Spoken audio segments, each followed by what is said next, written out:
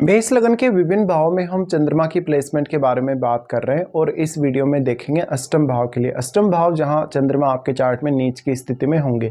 नीच की स्थिति में होते हुए चंद्रमा यहां आपके मन में काफ़ी ज़्यादा भय उत्पन्न करेंगे।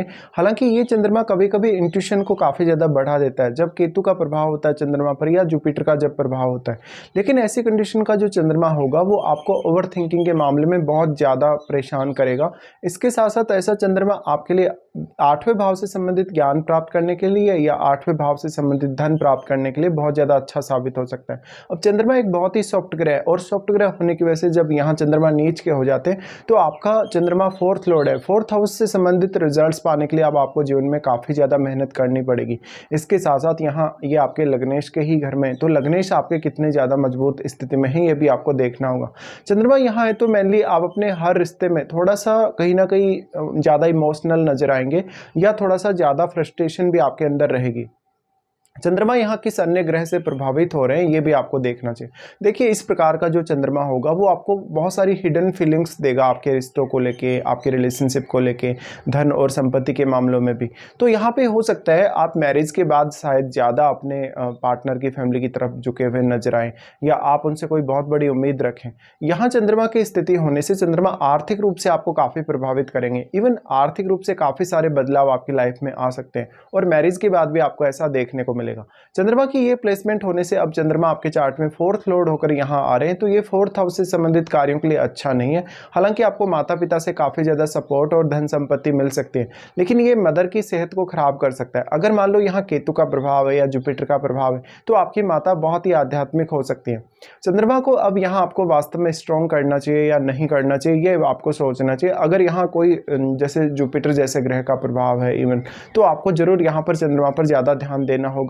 हालांकि यहाँ सूर्य का अगर प्रभाव है चंद्रमा पर या फिर जुपिटर का प्रभाव है चंद्रमा पर तो ये दोनों ही ग्रह आपको सपोर्ट जरूर कर पाएंगे। ऐसी कंडीशन में आपका 4th हाउस से संबंधित जो रिजल्ट है कहीं ना कहीं वो काफ़ी ज़्यादा डिक्रीज हो रहा है और 4th हाउस में अब आपको कोई ना कोई स्ट्रॉन्ग प्लैनेट चाहिए जो आपको 4th हाउस रिलेटेड मामलों में सपोर्ट कर सके।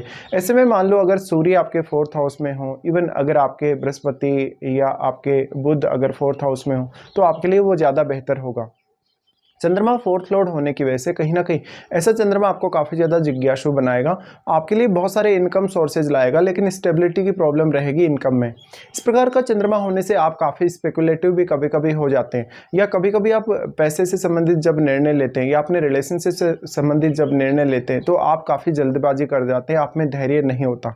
यहाँ पे काफ़ी सारा कन्फ्यूजन भी आपके मन में रहेगा। जब अगर यहाँ राहु का प्रभाव है चंद्रमा पर या शनि का प्रभाव है तो ये आपके मन को बहुत ज़्यादा तोड़ने का काम करेगा एक तरीके से, तो आप मानसिक तौर पे अपने आप को उतना ज़्यादा स्ट्रॉन्ग नहीं देख पाएंगे। इसके साथ साथ यहाँ हमेशा आपके जीवन में कोई ना कोई बदलाव संभावित रूप से आता ही रहेगा, यानी कोई ना कोई चेंज आपके जीवन में आएगा ही आएगा, चाहे वो रिलेशनशिप को लेकर है, चाहे आपके कैरियर को लेकर है, आर्थिक स्थिति को लेकर है। इस प्रकार का जो चंद्रमा होगा हालांकि आपके मन को काफ़ी ज़्यादा गहराई जरूर प्रदान करेगा, लेकिन आपका मन बहुत ज़्यादा वीक हो सकता है। अगर आपका मान लो मंगल भी अच्छी स्थिति में चार्ट में नहीं है तो इसकी संभावना और ज़्यादा बढ़ जाएगी। फिर आपको सबसे बड़ा देखना होगा प्रभाव जो आपके यहाँ चंद्रमा के साथ जो बैठे हुए ग्रह हैं उनका किस प्रकार से यहाँ चंद्रमा पर प्रभाव होने वाला। देखिए चंद्रमा पर यहाँ जो भी ग्रह साथ बैठे वो काफ़ी स्ट्रॉन्ग प्रभाव डालेंगे ऐसे में, लेकिन आपको उन भावों के लिए जरूर विचार करना होगा जिन भावों के स्वामी यहाँ पे जो ग्रह जो यहाँ बैठे हैं वो हैं। ऐसी कंडीशन में आपके उन भावों का भी कहीं ना कहीं कनेक्शन अष्टम भाव से काफ़ी स्ट्रांगली देखने को मिल सकता है। तो चंद्रमा के साथ अब जिस प्रकार का भी ग्रह स्थित होगा वो अपना प्रभाव इस हाउस में तो डालेगा ही डालेगा, वो चंद्रमा पर भी अपना काफ़ी स्ट्रॉन्ग प्रभाव डालेगा। ऐसे में आप इमोशनली बहुत ज़्यादा उस ग्रह से प्रभावित हो सकते हैं जो भी यहाँ इनके साथ है।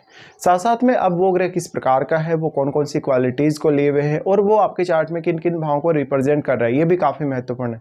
क्योंकि आपके चार्ट में अगर चंद्रमा के साथ बैठा हुआ ग्रह मान लीजिए अगर किसी भी भाव को रिप्रेजेंट कर रहा है तो उन भावों को लेके आपके मन में कभी कभी बहुत ज़्यादा इमोशनल स्थिति आएगी। इसके साथ साथ ऐसी कंडीशन में आप हर रिश्ते से बहुत ज़्यादा अटैच्ड नजर आएंगे। अगर राहु या केतु का प्रभाव हो चंद्रमा पर तो आपको काफ़ी ज़्यादा जीवन में डिससेटिस्फेक्शन का सामना करना पड़ सकता है। ऐसी कंडीशन में अक्सर मानसिक तौर पे आप बहुत ज़्यादा अनस्टेबल रहेंगे।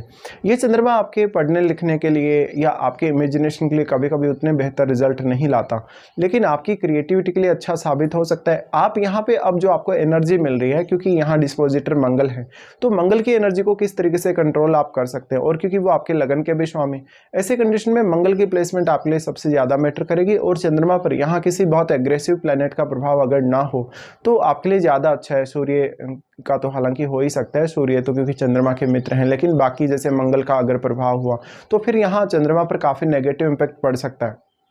इसके साथ साथ यहाँ शनि का प्रभाव और राहु केतु का प्रभाव भी चंद्रमा पर नहीं होना चाहिए।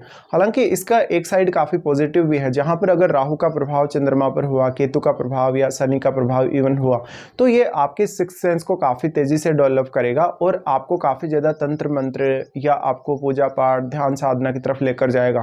तो यहाँ पर आपको देखना होगा कि आपको भौतिक जगत से ज़्यादा लगाव है या कहीं ना कहीं आप बहुत ज़्यादा आध्यात्मिक प्रवृत्ति के होना चाहते हैं।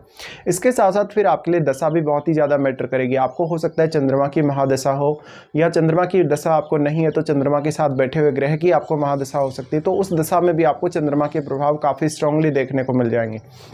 इस प्रकार का चंद्रमा शुरुआत से ही आपके मन में बहुत ज़्यादा डाउट्स भी उत्पन्न करेगा और अक्सर आपको दूसरों की सलाह लेनी पड़ेगी या दूसरों के साथ जुड़ के उनके साथ मिलके काम करना पड़ेगा।